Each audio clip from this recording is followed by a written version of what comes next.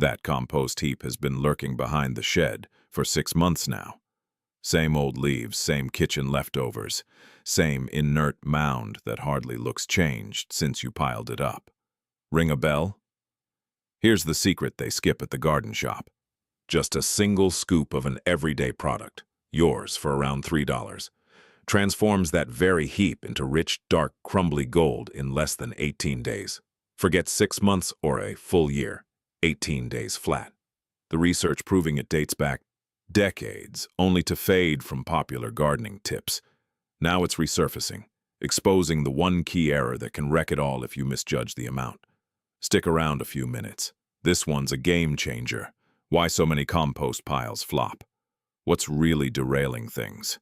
How does a heap launched with great hopes turn into a waterlogged sludge or a parched, undecomposing jumble of sticks? The culprit lurks in a balance most gardeners overlook. The CN ratio. All organic stuff boils down to carbon and nitrogen. Experts dub their interplay the carbon-to-nitrogen ratio. Carbon acts like fuel, the energy kick. Nitrogen's the protein, essential for microbes to multiply and thrive. Dry fall leaves clock in at about 60-1. Tons of fuel, scant protein. Sawdust, way worse, 500-1. Shredded cardboard hits around 550-1. Yet, the decomposer bacteria and fungi crave 25-1 or 30-1 to boom. Pack the pile with too many dry browns and the ratio spikes. Microbes hit pause. They've got excess energy but lack nitrogen for cell growth. Activity crawls, reproduction halts. The heap chills out for 8-12 months or more, barely budging. Imagine a pantry jammed with loaves, but zero meat, eggs, or legumes, carbs galore, no protein. Growth grinds to nothing. Meanwhile, globally, some 2 billion tons of food scraps hit landfills yearly. There they rot anaerobically, belching methane, a gas 80 times stronger than CO2 over 2 decades. Yet gardeners shell out billions on chemical fertilizers to replenish nutrients already locked in that tossed waste. The trash you're dumping, it's the very fertilizer you're bagging up. The paradox stuns. But suppose the fix for a stalled heap runs cheaper than your morning brew. That's precisely the twist ahead. The $3 game changer. Enter urea, a straightforward organic compound, CH4N2O, among the richest nitrogen sources on shelves. It packs about 46% nitrogen by weight. A modest bag runs a few bucks at garden stores or hardware spots. $3 gets you over 3 pounds of potent stuff. Sprinkle 100 to 200 grams, a loose handful, dissolved in water over your cold, carbon-loaded pile, and watch. That 60-1 imbalance plunges to the ideal 25-1. Day 1.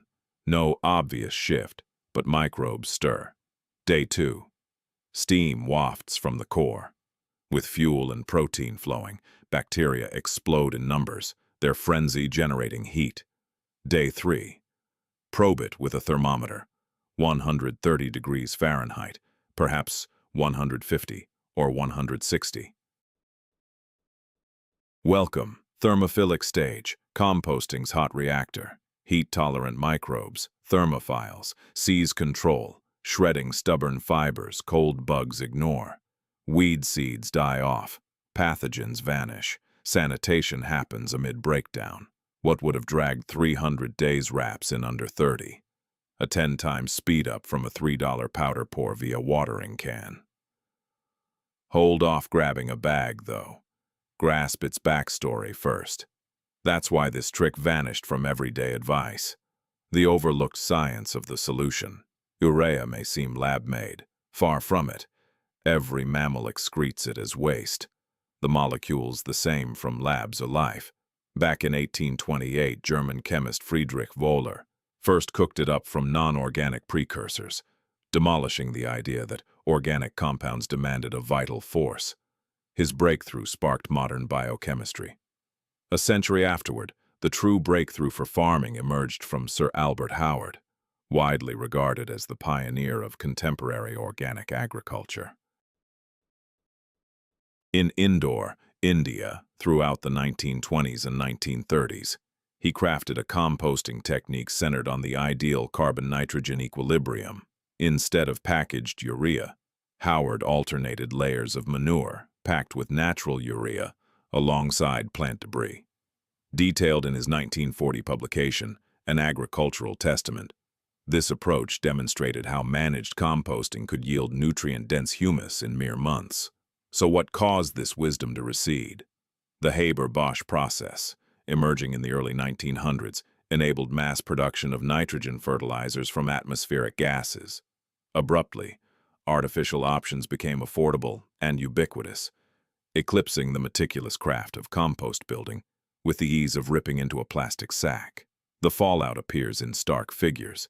The United Nations Food and Agriculture Organization reports that about 33% of global arable soil is now degraded, robbed of organic content that retains moisture, nurtures helpful fungi, and curbs erosion. The insight wasn't refuted. It was simply overshadowed by expediency. Today, with a $3 urea packet and Howard's century-old principles, any backyard enthusiast can revive it. Yet there's a vital caveat. Overlook it, and the whole effort collapses. Section 4. The error that converts triumph into catastrophe. Excess urea. It seems basic, yet the fallout is severe. When the carbon-to-nitrogen ratio falls under 15:1, the process fails. Surplus nitrogen volatilizes as ammonia gas. A pungent, acrid odor permeates the yard. The freshly introduced nutrient evaporates uselessly.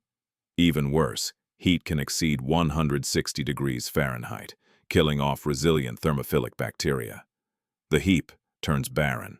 Breakdown halts. Often, a pale, powdery mold emerges, indicating oxygen starvation and overheating. Discipline is essential here. The formula is clear-cut.